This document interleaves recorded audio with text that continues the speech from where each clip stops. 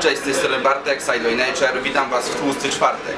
Przyjechało do nas kilka grubych fur, takich jak Honda NSX, Nissan 350Z, kilka mocno zdłubanych Hond, kilka fajnych imprez.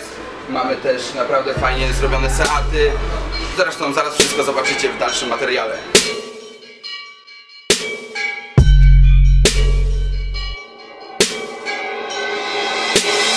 Stooky Sound. Hoochie.